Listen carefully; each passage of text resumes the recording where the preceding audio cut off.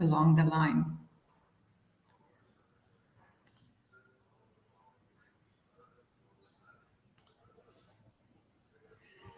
So the background to the study, or to the literature of the study, is that educational data mining, all the clicks and this that the students make is recorded, and during the course of 7 weeks, a huge amount of data is collected.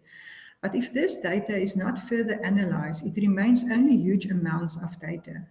With new methods and techniques, this data can be analyzed to the advantage of facilitators, designers, and students. And the perfect method for this is data mining, where hidden useful information and patterns are extracted from large data sets. Therefore, educational data mining provides an opportunity for lecturers to improve their teaching and possibly also the marks of students who are attending their classes. This process involves the transformation of raw data from large educational databases to useful and meaningful information, which can be used for a better understanding of students and their learning conditions, improving teaching support as well as decision-making in educational systems. Thus, educational data mining uses computational approaches and techniques to analyze and improve the educational process and to explain educational strategies for better decision-making, such as neural networks, decision trees, regression analysis, and cluster analysis. This module under discussion forms part of the PG DIP in Public Health in the School of Health Systems and Public Health, Faculty of Health Sciences. The PG DIP is a fully online qualification where students register for one module at a time. Each module is presented over 7 weeks or 14 weeks of facilitation, and then the 8th week is then like a recess or an admin week for the lecturers. This module was one of the 7-week modules. We follow a programmatic approach to assessment where they have multiple assessment opportunities, all adding up to the final mark. This module is EHM, it's Environmental Health. It's a 10-credit module, so students should ideally spend 100 hours on it. In Blackboard, student interactions are recorded in various ways. When designing the module, statistical tracking is activated. This means that, for example, the number of views, the number of posts per discussion, actions per week are recorded. These interactions can then be analyzed and reported on in various ways, such as linking interactions to grades, for example. In this module, students had 30 activities to complete, mostly discussions and quizzes. Not surprisingly, the task that was left out was discussions, mostly in week 4 and 6, and the topics was about poison and foodborne illnesses. However, during week 4 to 6 was also the weeks where we allow less extra time for them to submit the activities. So the aim of the study was to identify the factors that potentially influence student marks in the fully online module. Over to you, Janine. Thank you, Marie. The methods that we followed are as follows. The study was approved and it's part of a larger project, and the ethics approval was done by the Faculty of Education.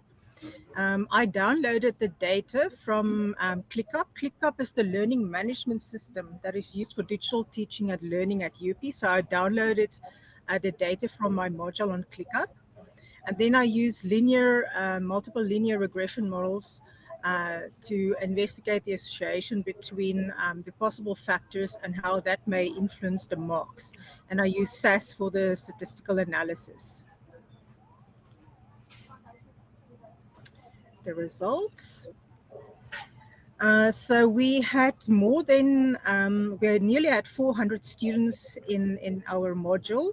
Most of them were female. Apologies, the female should be the majority and the male should be the minority. And then the population groups, the majority were from the African group, and then we also had the other representative groups in the country. This is just the descriptive statistics on the variables that we considered in our modeling. The mean age was 35 years old, so it's a very young group in general, but you can actually see the range also covers up to people over the age of 60. The marks were remarkably very good in our module. As you can see, the mean mark was 89%.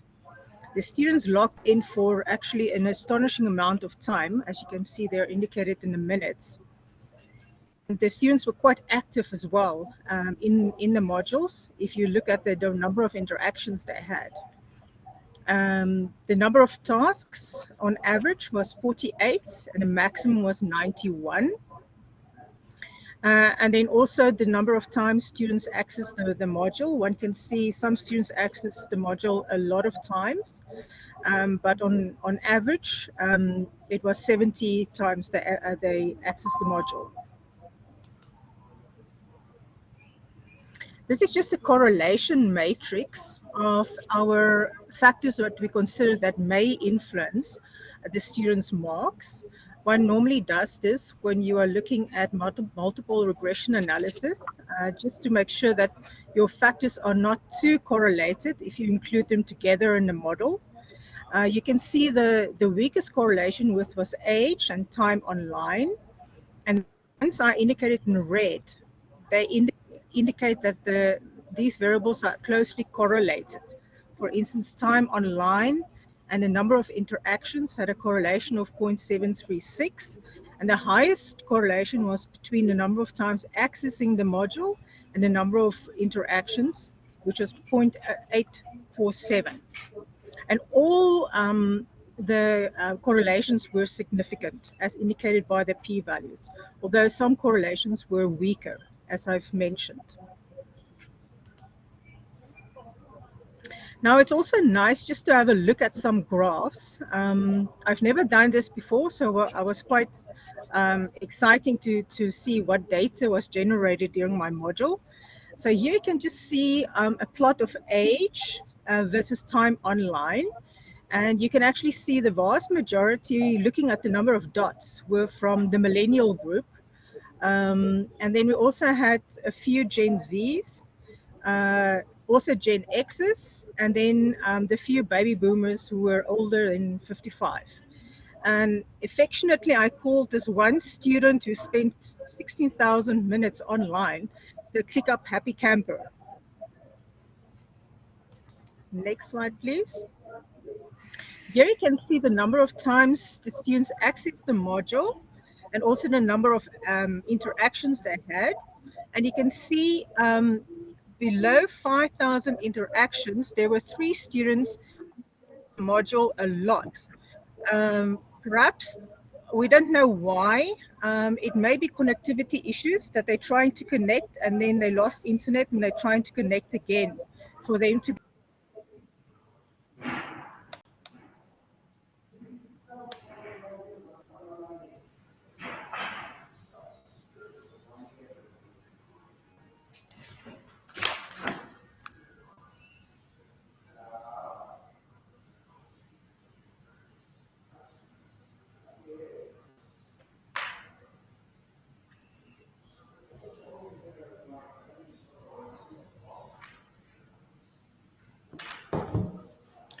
Okay, let me just see if I can get Janine back.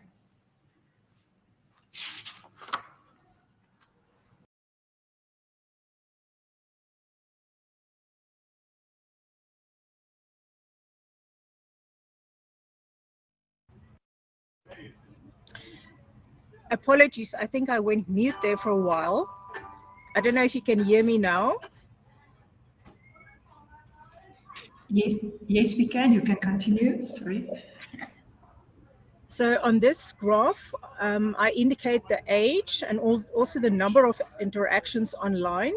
And you can actually see compared Generation X and the millennials, the younger group, it seems that the millennials were in general more had more interactions than those who were older.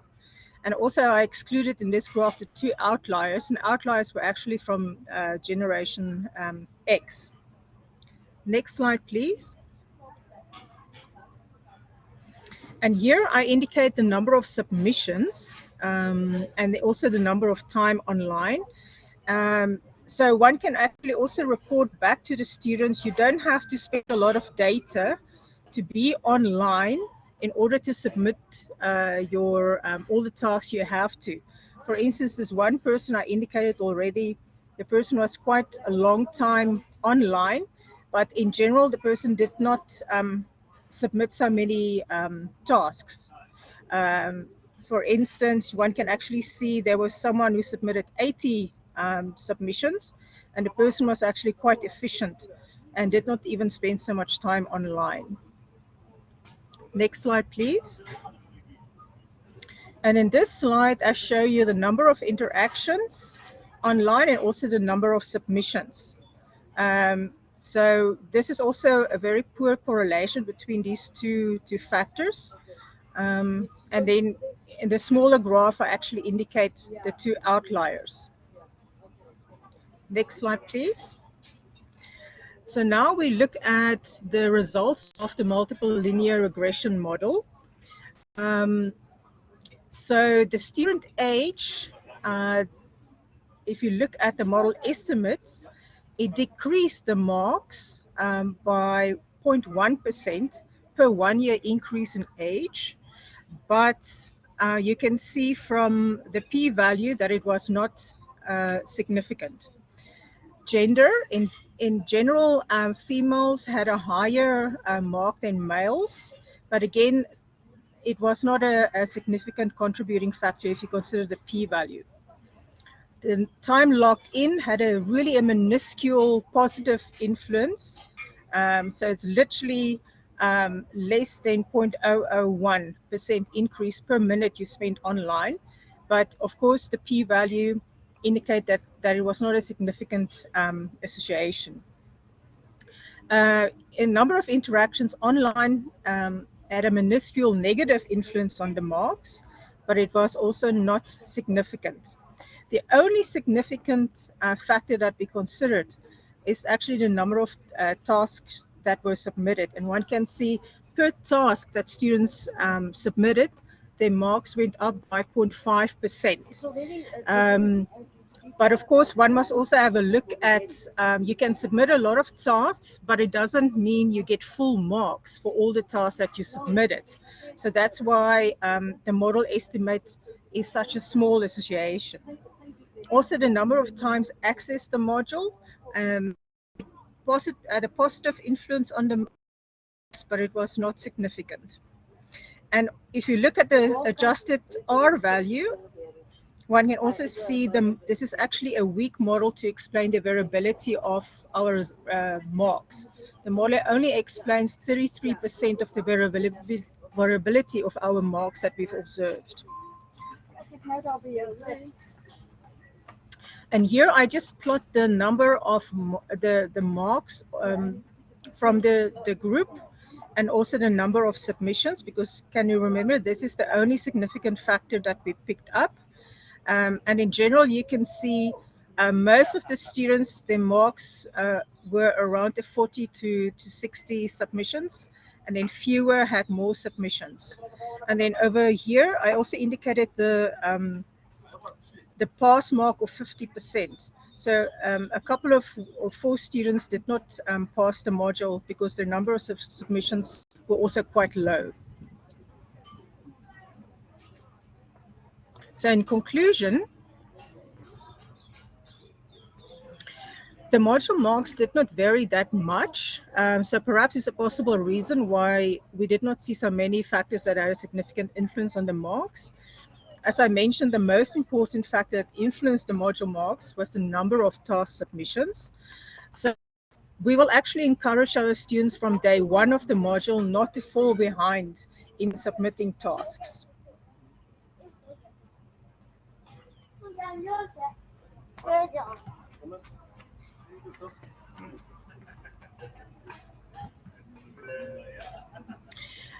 In future studies, it is hoped that student feedback of the module will not be anonymous in order to investigate how students' experiences, perceptions of the module influence their marks. And overall, I found this an interesting exercise just to interrogate the data that was generated, because I think in general lectures, they don't look at the data and analyze the data.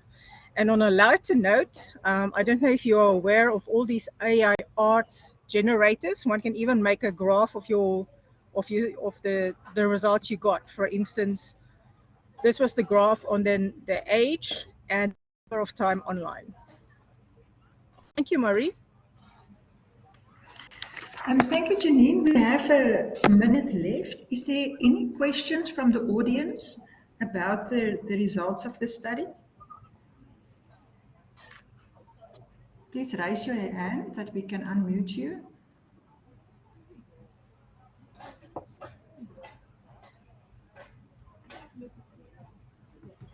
Okay, so because we have run out of time, thank you, Janine, for presenting the results of this module. I think for all of us, it's quite new to see how students behave in this online environment. Thank you.